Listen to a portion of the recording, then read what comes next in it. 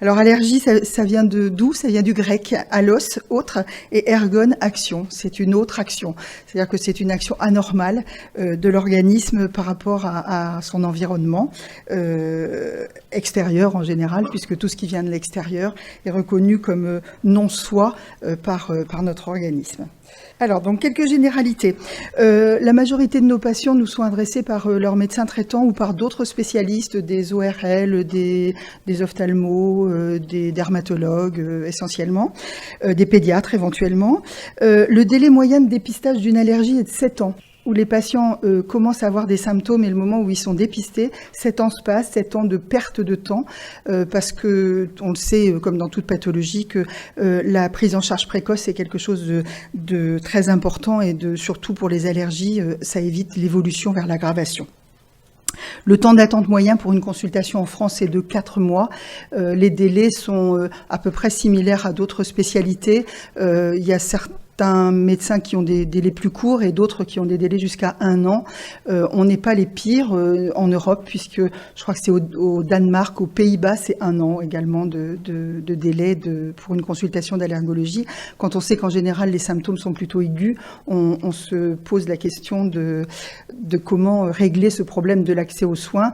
Dans les autres pays, je ne sais pas, mais en France, on essaye d'y travailler.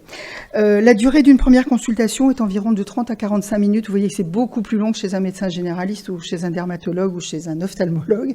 Notre consultation est une consultation générale qui nous oblige à interroger, examiner, faire des tests, etc. Et ça prend un temps relativement important, comme vous pouvez le voir. Voilà une petite...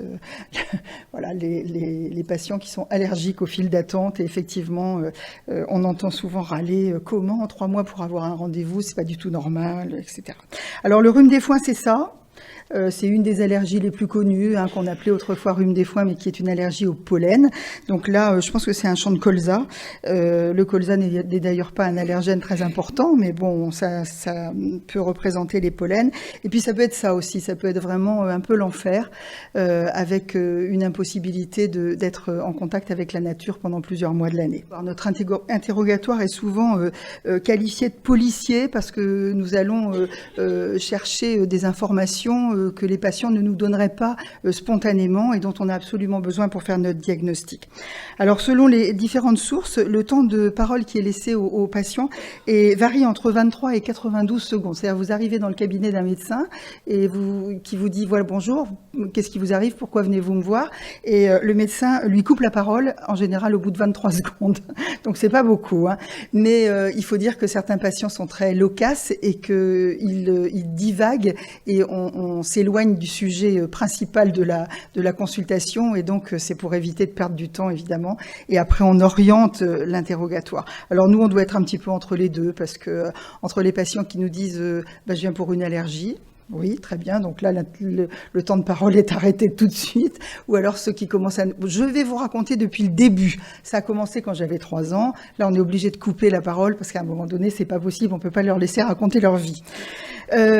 Donc, on a des questions qui sont assez fermées. Hein, c'est oui, c'est non, parce que sinon, ça prendrait un temps encore plus important que ce qu'on a déjà. Alors, quelles questions pose-t-on à nos patients? Évidemment, c'est variable en fonction de la consultation. S'il vient pour une allergie médicamenteuse ou une allergie respiratoire, évidemment, les questions ne seront pas les mêmes. Mais dans les choses les plus habituelles, hein, depuis quand êtes-vous allergique? Quels sont vos symptômes? Quel est l'impact de vos symptômes sur votre qualité de vie? Quel traitement avez-vous pris? Est-ce qu'ils sont efficaces? Et évidemment, on recherche toujours les antécédents familiaux et personnels d'allergie. Vous savez que souvent, il y a il y a une génétique de l'allergie, et donc c'est pas une transmission comme certaines maladies génétiques que vous connaissez, comme la mucoviscidose ou les myopathies, mais il y a quand même des familles d'allergiques, donc ça se transmet de grand-père à petit-fils, de tante à neveu, de père à fils, etc., etc. Alors, les questions environnementales, c'est la deuxième partie de notre interrogatoire, avec en particulier les périodes où les patients sont allergiques, parce que les périodes, ça va nous orienter vers les tests que nous avons à faire. Effectivement, si quelqu'un est allergique au mois de mars, avril, ou au mois de juillet, août, ou au mois de décembre, janvier, voilà, en fonction de la région où il vit, l'orientation vers l'allergène, évidemment, est complètement différente. Quel est ou quels sont les facteurs déclenchants des crises? Alors là, les réponses habituelles, c'est le contact avec la poussière, c'est quand je vais me tondre la pelouse, quand je suis en contact avec un chat, etc. Enfin, vous voyez des choses tout à fait classiques. Souvent, le facteur déclenchant n'est pas identifié par le patient et ce sont souvent ces patients qui ont des allergies permanentes toute l'année et qui n'arrivent pas à déterminer le ou les facteurs déclenchants. Ils savent pas, ils sont incapables de vous dire pourquoi et comment ils déclenchent leur crise d'allergie. Ensuite, on pose des questions évidemment sur l'environnement familial, professionnel, de loisirs. Donc là, on oriente l'interrogatoire avec des questions tout à fait banales. Est-ce que vous habitez dans une maison neuve, ancienne? Est-ce qu'elle est humide, pas humide? Est-ce que vous avez une VMC? Comment vous êtes chauffé? Est-ce que vous avez un animal domestique? Est-ce que vous avez un aspirateur? Enfin, combien de fois vous faites le ménage par semaine? Combien de fois vous lavez vos draps par mois? Enfin, des questions extrêmement basiques, mais qui pour nous ont une importance parce que justement ça va nous orienter sur la manière de leur donner des conseils quant à la prise en charge de leur allergie par l'intermédiaire de mesures dans leur environnement, puisque le premier traitement de l'allergie, c'est le contrôle de l'environnement, l'éviction de l'allergène. Alors elle n'est pas toujours possible, hein. Les pollens, c'est difficile d'éviter les pollens. En revanche, on peut faire des choses pour limiter les quantités d'acariens, limiter les quantités d'allergènes d'animaux, etc. dans les maisons. Donc, c'est très important pour nous. Alors, l'examen clinique, évidemment, il va dépendre de la pathologie. On examine la peau, on examine la sphère ORL, puisque les rhinites sont une des symptomatologies les plus fréquentes de l'allergie. Il y a en France 12 millions de personnes qui souffrent de rhinite allergique. On examine également les conjonctives, hein, qui sont donc les muqueuses de l'œil, qui sont souvent atteintes. On ausculte les patients, parce que les patients asthmatiques sont fréquents. Il y a 3 à 4 millions d'asthmatiques en France, dont avant l'âge de 50 ans, 80% est d'origine allergique. Éventuellement, on prend la tension artérielle et autres si il y a d'autres symptômes qui sont décrits par le patient. Alors, je vous ai mis quelques photos que je vais passer rapidement parce que je sais que pour les non-médecins, ça peut être un petit peu choquant. Ça, c'est une dermatite atopique du tout petit. Vous voyez, quand on a ça, c'est pas très drôle et qu'il faut essayer de trouver la cause. Ça, c'est un aspect alors très typique. Ça fait un peu moins peur, donc on peut rester un tout petit peu sur la photo. Alors, vous voyez l'aspect typique de cet enfant qui a ces petits plis là sous l'œil, qui a l'air fatigué, qui a des cernes, et on voit pas normalement sur le nez, ils ont aussi un tout petit pli qui est en fait la conséquence de ce geste, qui est de remonter le nez parce qu'on a le nez qui démange, et donc ils ont un petit pli ici sur le nez, et ces petits plis sous les yeux, c'est caractéristique de l'allergie, ça s'appelle le signe de Denny Morgan. Voilà, donc quand on voit un enfant comme ça entrer dans notre cabinet, on sait déjà qu'il est allergique. Ça, c'est une allergie de contact, hein, vous voyez, qui n'est pas très impressionnante, mais c'est certainement une allergie au nickel. Donc ça fait partie également des allergies qu'on voit de plus en plus avec les produits cosmétiques, les produits d'entretien, etc., qui sont appliqués sur la peau. Là, c'est un bijou en l'occurrence, mais ça peut être aussi des produits, des parfums, etc., des conservateurs. Ça, c'est une allergie à un tatouage au henné, donc dans lequel il n'y avait pas que du henné, mais un colorant qui marque la peau, et vous avez le dessin exactement du tatouage. Ça, c'est une urticaire, hein, qui est une autre forme d'allergie, bien que pas toujours allergique. Pareil, une urticaire. Vous voyez ici une conjonctivite très sévère, avec une conjonctive donc très très rouge. Ça, c'est un œdème. Vous avez tous entendu parler des œdèmes de Quincke, dit œdème de Quincke. Ça n'est pas toujours la bonne définition qui est associée aux symptômes, mais là, c'est un œdème de la lèvre assez important. Alors, les rhinites, vous voyez comment se passe ce qui se passe dans un nez allergique. Vous avez des allergènes qui rentrent et puis qui entraînent une inflammation. c'est celle-là, qui entraîne une inflammation avec des sécrétions, le nez qui coule, qui éternue, ça coule dans la gorge, etc. Enfin, des choses tout à fait désagréables que peut-être certains d'entre vous connaissent d'ailleurs. Ça, c'est une crise d'asthme. Alors, une crise d'asthme, c'est pas facile à montrer en photo. Donc, du coup, vous avez ici une bronche normale, hein, et vous voyez sans avoir fait de physiologie respiratoire, on voit très bien que la bronche est très rétrécie au moment de la crise d'asthme et que donc, évidemment, l'air ne passe pas, d'où cette gêne respiratoire et ces sifflements qui sont entendus dans les crises d'asthme. Alors les examens complémentaires, on est bien évidemment notre diagnostic repose sur à la fois notre interrogatoire et nos examens complémentaires. Donc les tests cutanés s'effectuent à différents allergènes, hein, soit on oriente les batteries de tests en fonction du patient et de son environnement, soit on fait des batteries de tests un petit peu systématiques. Donc on les pratique à tout âge. Hein, le fait de dire qu'on ne peut pas faire de tests cutanés avant l'âge de 5 ans ou de 6 ans ou de 7 ans, enfin des choses qui traînent encore un petit peu même dans la presse, sont totalement faux. On peut faire des tests cutanés à tout âge. Alors on peut faire des prick tests, on peut faire des intradermoréactions. Ça je vous en parlerai pas parce que c'est un peu particulier, c'est pour les médicaments essentiellement, et des patch tests pour tout ce qui est allergie sur la peau, allergie de contact. Alors les prick tests c'est ça. Donc on dépose des petites gouttes d'allergènes, ce sont des extraits de protéines allergènes d'acariens, de chats, de pollen divers et variés. Ensuite, on pique à travers la peau et on obtient ce genre de réaction. Vous avez un test au chat, un test au chien, un test au cheval, un test au pollen de graminées, au pollen de bouleau, au platane qui est tout petit. Et donc, on mesure la taille de la papule et la taille de l'érythème. Alors, j'ai pris cette photo parce qu'elle était libre de droit, mais en fait, là, les tests, à mon sens, je ne sais pas si mes collègues seront d'accord, mais ils sont un peu rapprochés et c'est pas très facile, c'est moins facile à lire que si on les espace un petit peu plus. Les tests de contact, donc pour tout ce qui est cosmétiques, métaux, parfums, colle, allergies professionnelles, on les pose de cette façon au niveau du dos. Les patients les gardent 48 heures. On les enlève au bout de 48 heures, on fait une première lecture, une deuxième lecture à 72 heures, et voilà ce que ça peut donner comme réaction. Vous voyez, ça c'est un test positif, ça c'est un test positif, ça aussi, et donc en fonction de l'allergène, on leur donne des conseils pour éviter. Le seul traitement de ces allergies de contact étant l'éviction de l'allergène. Si vous êtes allergique à un métal, il ne faut plus mettre de bijoux avec ce métal. Si vous êtes allergique à un conservateur, il faut enlever ce conservateur de tous les produits que vous utilisez.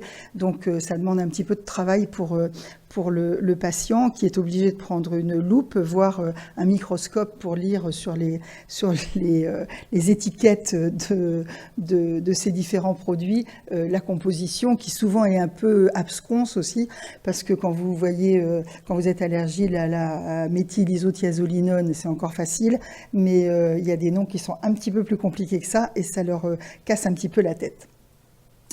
Alors les explorations respiratoires, on les fait systématiquement dans l'asthme, bien entendu, pour avoir une idée de l'état de la fonction respiratoire des patients, et au moins une fois au moment du premier bilan dans les rhinites, sachant que la rhinite est la première maladie allergique, mais qu'elle évolue, si on la laisse évoluer sans la traiter, dans un certain nombre de cas, environ 40%, vers de l'asthme. Donc on a de temps en temps la surprise de voir des patients qui ne se plaignent absolument pas de gêne respiratoire et qui ont des explorations fonctionnelles respiratoires pathologiques alors qu'ils n'ont jamais fait de crise d'asthme de leur vie. Donc c'est important.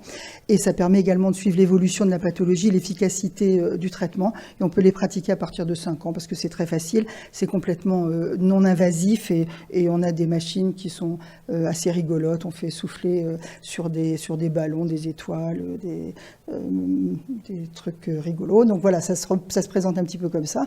Donc on est enfermé dans une boîte et ça dure pas longtemps, hein, ça dure quelques minutes et donc l'examinateur qui est à l'extérieur donne des consignes pour souffler et on obtient des résultats comme ça. Alors ça c'est un résultat d'exploration fonctionnelle respiratoire normale. Alors ça vous dira je pense à peu près rien, mais je vais vous en montrer une qui est pathologique. Donc là vous voyez c'est quand même complètement évident.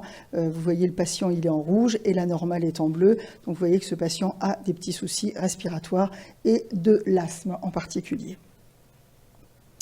Alors, on demande aussi d'autres examens complémentaires. On fait des dosages biologiques par des prises de sang. On dose les anticorps de l'allergie vis-à-vis d'allergènes spécifiques. Quand, par exemple, quelqu'un est allergique à peu près tous les pollens, le bouleau, le chêne, le frêne, le cyprès, les graminées, etc., se pose la question de savoir quel est l'allergène qui est vraiment impliqué ou les allergènes qui sont vraiment impliqués. Et donc, on a la possibilité de doser des allergènes recombinants qui sont des protéines constitutives des allergènes et qui nous permettent de faire la part des choses entre une allergie vraie et une sensibilisation qui ne nécessite pas de traitement. On peut demander des radiographies, des scanners, un avis à un confrère, ORL, etc., dermatologue, médecin du travail. Là, je vous ai mis une radio pulmonaire normale, une radio pulmonaire d'asthmatique. Donc, vous voyez, il y a une différence conséquente.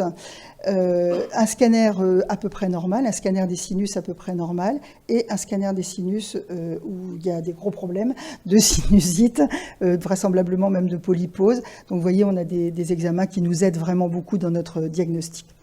Alors ensuite, évidemment, une fois que le diagnostic est fait, il faut qu'on traite nos patients, on est aussi là pour ça. Donc, comme je vous l'ai dit tout à l'heure, le premier traitement de l'allergie, c'est l'éviction des allergènes lorsqu'elle est possible, avec tous les conseils qu'on peut donner aux patients et tous les moyens qui sont maintenant à notre disposition, bien qu'ils soient encore limités, pour éviter les allergènes intérieurs en particulier. Les traitements médicamenteux qui vont calmer les symptômes, tout le monde dans la salle doit connaître les antihistaminiques pris à la pharmacie quand on éternue ou qu'on a les yeux qui grattent. Les traitements spécifiques, alors il y a aussi évidemment les traitements de l'asthme, tout le monde connaît la ventoline, etc. Les traitements spécifiques qui sont pour nous en particulier l'immunothérapie, qu'on appelait autrefois désensibilisation, qui est actuellement le seul traitement curatif de l'allergie. Donc tous les patients ne sont pas éligibles à l'immunothérapie parce que il y a un certain nombre de pathologies allergiques qui ne sont pas désensibilisables, si je peux utiliser ce néologisme. Mais il y a aussi des patients qui n'ont pas le profil adapté pour lequel on pense qu'une immunothérapie va être efficace, sachant que ça dure entre 3 et 5 ans. Donc c'est le seul traitement curatif, mais ça demande des efforts et ça demande un suivi vraiment très régulier. Alors, les questions des patients, donc tout ça pour arriver aux questions des patients. Alors, moi, ici, c'est ma pratique, et ma pratique n'est que la mienne, c'est-à-dire qu'en fait, je pense qu'on a tous une façon, même si le déroulé de la consultation est à peu près similaire pour tout le monde, on a tous une façon d'aborder nos patients, et on a tous des patientèles différentes. Donc, moi, je me suis rendu compte au fur et à mesure que, finalement, les questions, c'est pas le patient n'arrive pas avec une liste de questions. Voilà, je voudrais savoir ça n'existe pas. Ce serait le patient parfait qui déjà sait presque ce qu'il a et qui veut juste des réponses. Mais elles sont orientées en fait par le déroulé de la consultation et puis orientées par la pathologie du patient. C'est bien évident que la dame qui a son allergie aux boucles d'oreilles, elle va demander mais qu'est-ce que je peux mettre comme bijou ou fantaisie, alors que quelqu'un qui a de l'asthme, il va avec une allergie au poil de chat, va demander mais comment est-ce que je peux faire pour garder mon chat tout en n'ayant plus d'asthme. Donc c'est pas, voilà, les questions sont un petit peu sont très individuelles et le patient qui vient au cabinet, il est préoccupé par son problème, pas par le problème des autres. Et alors quelques-uns ont quand même une vision un petit peu plus générale de la chose et posent des questions un petit peu plus générales. Il n'y en a pas beaucoup qui s'intéressent de façon comme ça plus, disons, moins personnelle aux allergies. Donc pourquoi les allergies augmentent? Alors ça, c'est la question voilà, qu'on entend régulièrement. Est-ce que c'est à cause de la pollution? La pollution, c'est quelque chose qui a été tellement médiatisé que bon, les pics de pollution entraînent une augmentation des hospitalisations, etc., etc. Donc les gens savent ce que c'est que la pollution et n'ont pas ils font pas tellement la différence entre l'allergie et l'irritation due à la pollution. Et on a souvent aussi la question, est-ce qu'on peut être allergique à la pollution? Donc voilà. Pourquoi devient-on allergique? Voilà, pourquoi moi, tout d'un coup, je deviens allergique alors que jusqu'à aujourd'hui, je n'étais pas allergique. Est-ce que tout le monde est allergique à quelque chose? De toute façon, tout le monde est allergique à quelque chose. Parce que autour de moi, j'entends un tel. On a l'impression que c'est la maladie du siècle, que tout le monde est allergique, donc moi, je suis allergique comme les autres, quoi. Est-ce qu'on reste allergique toute sa vie? Est-ce que je vais guérir? Ça, c'est très important. Et est-ce que c'est transmissible? Voilà, ça, ce sont des questions générales qui sont posées par les patients.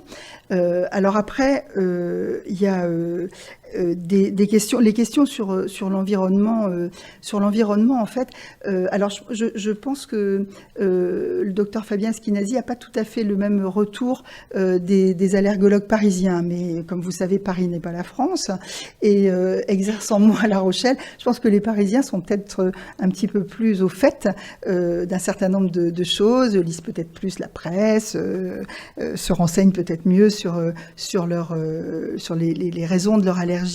Mais en tout cas, en province, je vois rarement des patients qui me disent « Mais docteur, quel type d'aspirateur je peux acheter quel type de matelas, ça arrive, ça. Quel type de matelas je peux acheter, mais je dois refaire mon intérieur, est-ce qu'il y a des peintures spécialisées ?» Ce sont pas des questions qui nous sont posées spontanément par le patient. En revanche, c'est nous qui les suscitons, ces questions. Mais on en a discuté avec Fabien, et lui a un autre retour de la part des médecins de la région parisienne, donc il va vous en parler dans une minute. Donc voilà, donc c'est vrai que ce questionnement des patients, enfin moi j'ai l'impression que c'est plutôt moi dans ma consultation. Enfin, Jean-François, je sais pas ce que tu en penses. Ah, c'est ça, hein, oui. On habite en province tous les deux.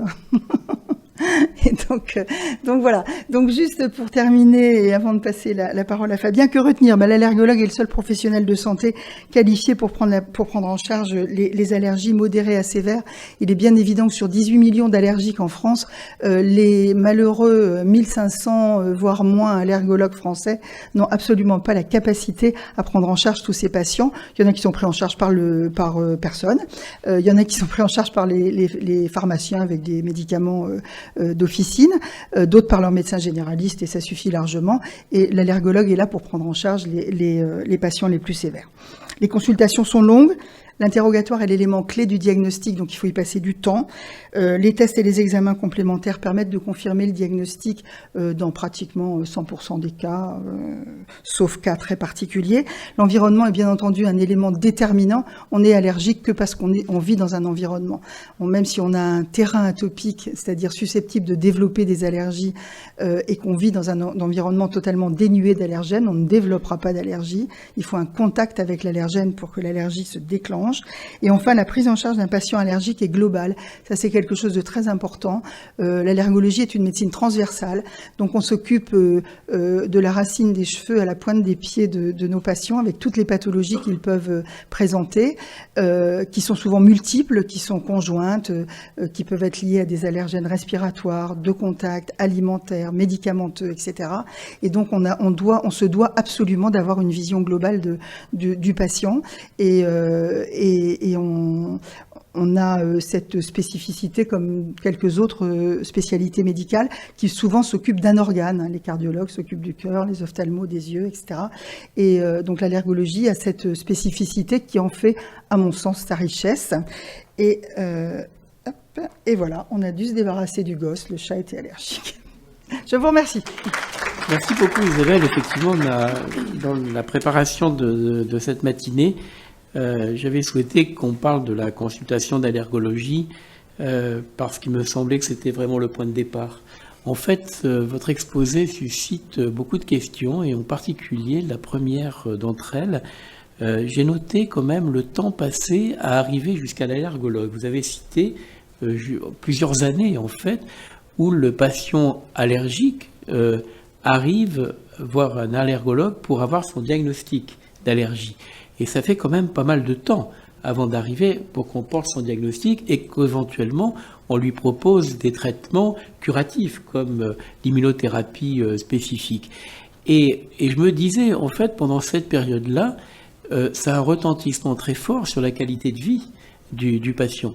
En fait, ce patient, on a l'impression qu'il est un peu nomade. Il éternue, il a une rhinite. Alors cette rhinite, elle peut être permanente, mais elle peut être aussi par période, par rapport aux périodes du pollen. Et donc, que fait cette personne qui commence à éternuer? On avait fait un petit document au Conseil de santé publique par rapport à la rhinite pollinique, où on donnait les symptômes aux patients et on leur conseillait en fait d'aller consulter leur médecin traitant ou le pharmacien pour avoir au moins un traitement symptomatique. Et donc, on a le sentiment que la personne finalement est un peu démunie, le patient est un peu démuni. Il va peut-être voir un pharmacien pour avoir quelques médicaments symptomatiques, il va voir son médecin traitant, son médecin généraliste, mais dans toute cette période-là, si j'ai bien compris, le diagnostic d'allergie n'est pas porté. Et donc à ce moment-là, il ne bénéficie pas à la fois peut-être de l'éviction aussi des allergènes tels que vous pouvez par l'interrogatoire ensuite lui conseiller. Et honnêtement, je pense qu'une personne qui a une rhinite allergique, sa qualité de vie, et vous parliez tout à l'heure des enfants par exemple, et vous nous avez montré notamment une photo d'un enfant avec les cernes sous les yeux. Je pense que c'est un enfant qui ne doit pas beaucoup dormir, qui à l'école ne doit pas forcément bien travailler, et donc il y a un impact important sur sa qualité de vie. Et je crois que c'était un des premiers points que je voulais que vous évoquiez, quand vous y arrivez finalement, ces patients dans votre cabinet, dans votre consultation, après plusieurs années, ces personnes souffrent, et en fin de compte, ils ont, après avoir attendu, si j'ai bien compris, quelques mois avant d'obtenir le rendez-vous de consultation, ils arrivent devant le médecin allergologue, ils doivent être vraiment fatigués de cette allergie respiratoire ou cutanée qui est aussi très gênante avec ces problèmes cutanés que vous nous avez montrés. Et donc, ils ont besoin finalement d'une aide auprès de leur médecin allergologue. Et malheureusement, vous n'êtes pas nombreux. Non, on n'est pas nombreux. C'est vrai que ce délai est un délai moyen, mais comme je vous le disais, on voit surtout des pathologies, alors en particulier les pathologies respiratoires. Pathologie cutanée, c'est visible, donc les gens consultent plus facilement, vont plutôt directement voir un dermatologue, mais qui a des délais de consultation qui sont aussi longs que les nôtres. En revanche, au niveau respiratoire, c'est vrai qu'on voit arriver la majorité du temps des allergies qui sont déjà très évoluées, avec des enfants en particulier, qui sont épuisés. Ils travaillent pas à l'école, ils dorment pas, ils sont énervés, ça entraîne un impact sur la qualité de vie énorme. Chez les adultes aussi, ça génère, je crois, 12 millions de journées d'arrêt de travail par an, je crois, me semble-t-il, si ma mémoire est bonne. Une fatigue, un manque de concentration, un manque de performance, que ce soit scolaire ou au travail. Et en fait, on n'a pas cette notion. L'allergie reste encore quelque chose de considéré comme bénin, qui fait presque sourire. Il éternue 50 fois de suite, qu'est-ce que c'est drôle, il supporte pas mon chat, il a les yeux tout rouges. Alors ça évolue, mais lentement. Y compris d'ailleurs au niveau des tutelles de nos tutelles, qui sont pas du tout conscients de l'impact que peuvent avoir les allergies. Alors c'est vrai que les allergies, on n'en meurt presque pas, heureusement. Donc du coup, c'est une maladie qui fait pas peur, mais dont on prend pas vraiment compte de l'impact. Alors, quand c'est un adulte, il se rend compte qu'il est fatigué, etc. Mais un enfant, il va pas se plaindre, il faut être à son écoute, il faut regarder, il est tout blanc, il grandit pas, il grossit pas, il est pas bien, la maîtresse est pas contente, et c'est comme ça qu'il devrait être pris en charge beaucoup plus tôt, parce qu'on les voit à un stade déjà bien avancé de la maladie. Ouais. Alors, j'avais encore une autre question. En fait, vous nous avez montré comment vous portez le diagnostic. Le diagnostic est porté par l'interrogatoire. Vous avez dit policier, parce qu'on recherche vraiment le contact avec l'allergène et les circonstances de contact avec l'allergène. Et puis, il y a ces tests cutanés, dont vous avez parlé des prick tests. Alors, vous avez montré une très belle image de différents types d'allergènes, mais à ma connaissance, on ne peut pas tout diagnostiquer. Par exemple, si vous avez évoqué les allergènes d'animaux domestiques comme le chat, qui est le plus fréquent, ou les acariens, mais il y a aussi les problèmes des moisissures. Et en particulier, donc vous avez évoqué le problème d'humidité dans les logements, Et on a fait un colloque, là, il n'y a pas longtemps, au ministère de la Santé, le 16 octobre dernier, sur le problème des moisissures.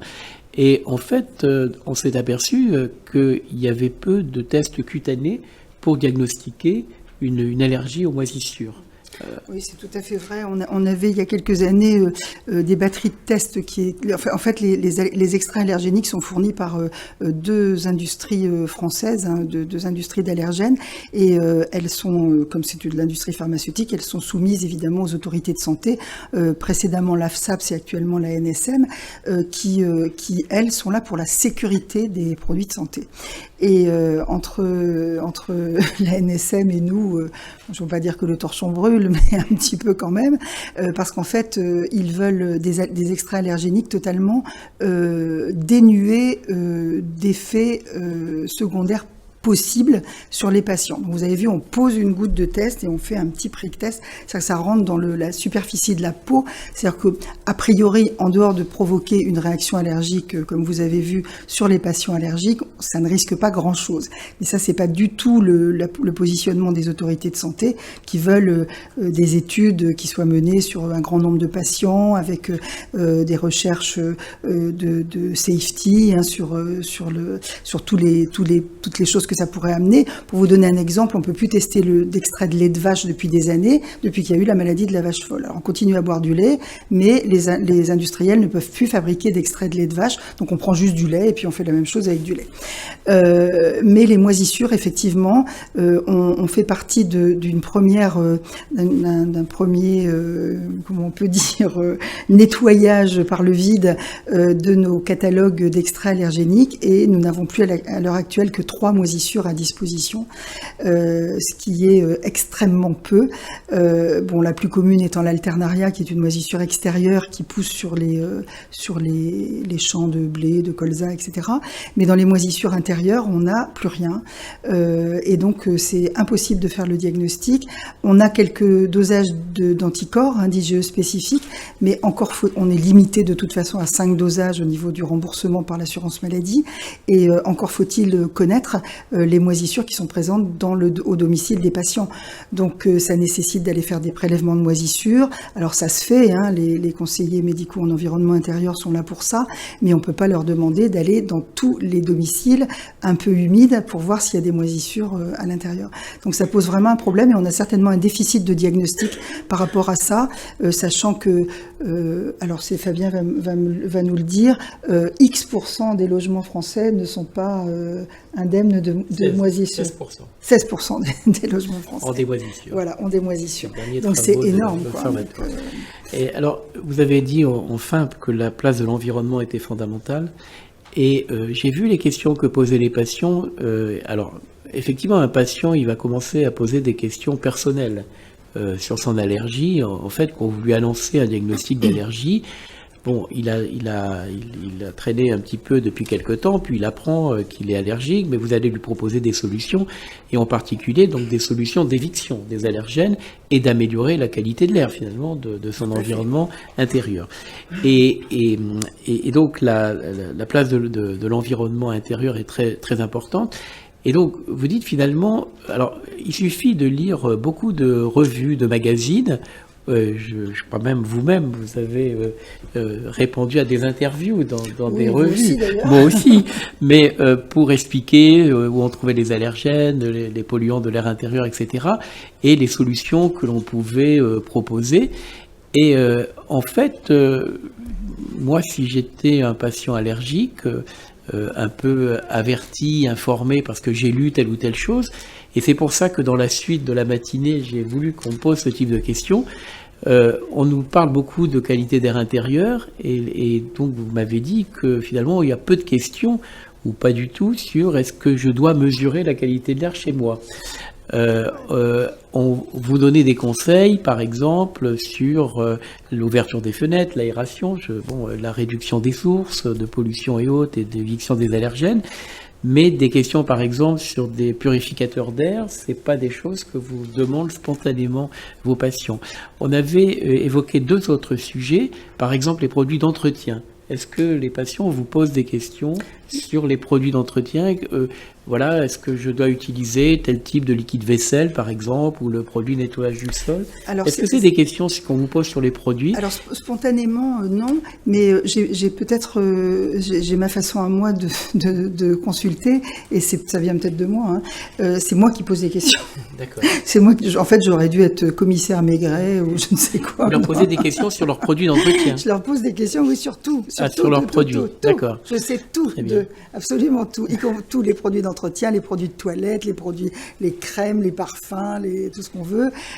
Oui, non, je suis très inquisitrice dans mes questions parce que je veux des réponses. J'ai pas trop de temps comme tout le monde et je veux aller droit au but, c'est-à-dire que j'ai besoin de savoir telle chose. Je sais ce que j'ai besoin de savoir et donc c'est moi peut-être que je précède les questions. C'est tout à fait possible, mais ils répondent tout à fait. Et il y en a d'ailleurs de plus en plus qui me disent ah ben moi c'est terminé, du savon noir, du bicarbonate de soude et du vinaigre blanc. Voilà. Mais il y en a d'autres où ils ont je sais pas 25 produits quoi, 25 produits pour faire la même chose quoi, ou à peu près. Donc voilà. En fait, vous avez dit que c'était un interrogatoire policier. Et je me suis posé la question ce matin, si vous preniez une lampe et vous leur mettiez sur le visage pour les faire parler, ou si vous leur tapez dessus, comme dans les vieux films policiers. Non, je plaisante, mais non, mais parce que vous avez parlé d'interrogatoire policier, ça veut dire que c'est quelque chose qui va vraiment au fond des choses. Oui, et puis ça a quand même aussi cette espèce d'aspect... le docteur est derrière le bureau comme le commissaire et le patient est en face de nous comme le suspect et en fait on le bombarde de questions si j'ose dire parce que les policiers pour d'autres raisons mais nous parce qu'on n'a pas beaucoup de temps et qu'on a besoin d'avoir des renseignements pour être utile. Donc c'est vrai que ça a un côté un peu ça peut être un peu traumatisant, j'avoue. Et ils arrivent à répondre à toutes les questions? Pas toujours, non. Pas toujours. Parce que c'est pas évident quand vous avez une série de questions, de réfléchir et de vous dire. Non, pas toujours. Elle m'a posé telle question, qu'est-ce que je vais pouvoir lui répondre? Pas toujours.